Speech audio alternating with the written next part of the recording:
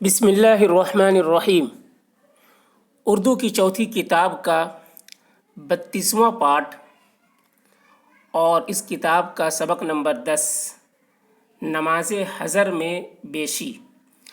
آج یہ سبق پڑھنا سیکھیں گے۔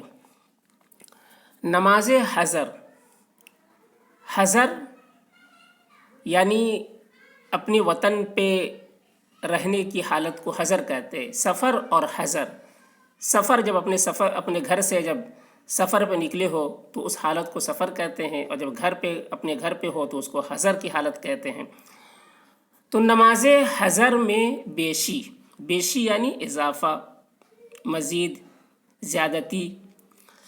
نماز حضر میں بیشی، پہلے سفر و حضر، پہلے سفر و حضر دونوں میں شام کی، دونوں میں شام کی تو 3 رکعتیں تھی، شام کی تو 3 رکعتیں تھی، اور باقی چاروں نمازوں میں، اور باقی چاروں نمازوں میں 2 رکعتیں، 2 رکعتیں، لیکن اس کے بعد یہ نماز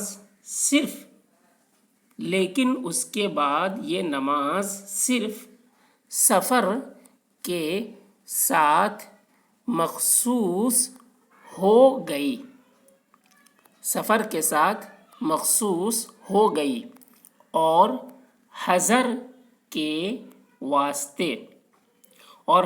واسطے صبح و شام، صبح و شام کی رکعتیں تو وہی ہیں جو سفر کے واسطے تھیں، باقی نمازوں میں 2 رکعتیں، باقی نمازوں میں 2 رکعتیں بڑھ گئیں، یعنی 2 کے بجائے 4 ہو گئیں، یعنی 2 کے بجائے 4 ہو گئیں۔ اس کے بعد دوسرا سال ہجری میں کیا کیا واقعات پیش آئے وہ اس سبق میں بیان کیا جائے گا۔ تو دوسرا سال ہجری، نمبر 1 تحویل قبلہ یعنی قبلہ کا بدلنا۔ پہلے بیت المقدس کی طرف رخ کر کے نماز پڑھتے تھے اللہ کے نبی، پھر نمازی کی حالت میں قبلہ بدل گیا اور خانہ کعبہ کی طرف ہو گیا۔ تو یہ واقعہ بھی ہجری کے دوسرے سال پیش آیا۔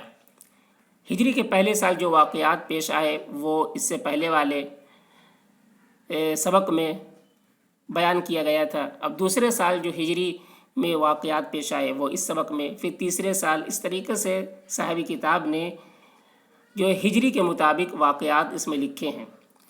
دوسرا سال ہجری، نمبر 1 تحویل قبلہ، بیت المقدس، اسے بیت المقدس بھی پڑھتے ہیں، تو بیت المقدس بھی پڑھ سکتے ہیں، بیت المقدس بھی پڑھ سکتے ہیں۔ ملک شام میں ایک متبرک دونوں پڑھ سکتے ہیں، مقام ہے، متبرک یعنی بابرکت۔ بیت المقدس ملک شام میں ایک متبرک مقام ہے، اگلے انبیاء علیہم السلام کی طرح، اگلے انبیاء علیہم السلام کی طرح آپ بھی اسی کی طرف منہ کر کے نماز پڑھتے تھے۔ اس سال خدا وند پاک اس سال خداوند پاک کی جناب سے آپ کو حکم ہوا کہ آئندہ بیت اللہ یعنی کعبہ کی طرف منہ کر کے نماز پڑھا کریں۔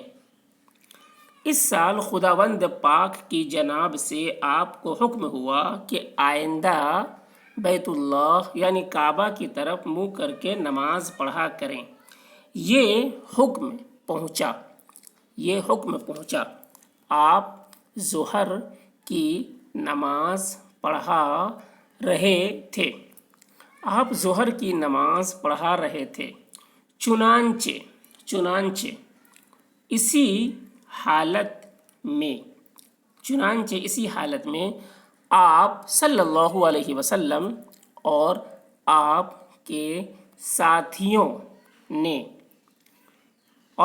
ساتھیوں نے اپنا منہ کعبے کی طرف پھیر لیا۔ نماز سے فارغ ہو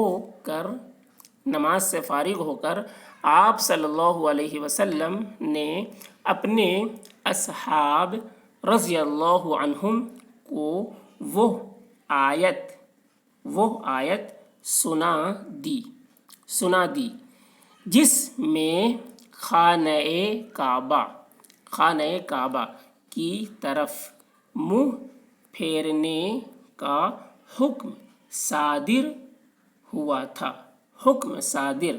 یعنی حکم دیا گیا تھا، حکم کا نفاذ ہوا تھا، حکم صادر ہوا تھا۔ اس کے بعد ہمیشہ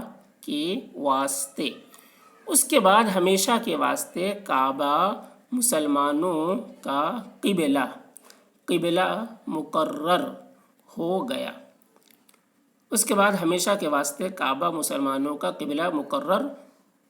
گیا۔ باقی ویڈیو میں یہ پورا واقعہ تحویل قبلہ سے متعلق یہ پورا واقعہ انشاءاللہ مکمل کر دیں گے۔ اور دوستو اگر ہماری ویڈیو سے کچھ سیکھ رہے ہیں تو ہماری ویڈیو کو لائک کریں اور اپنے دوستوں کو شیئر کریں، اور ہمارے چینل پہ اگر نئے ہیں تو ہمارے چینل کو سبسکرائب کریں تاکہ اس طرح کی ویڈیو ہم آپ کے لیے لاتے رہیں اور آپ اردو، عربی اور دینیات، دعائیں وغیرہ ساری چیزیں آپ اپنے گھر بیٹھے سیکھتے رہیں۔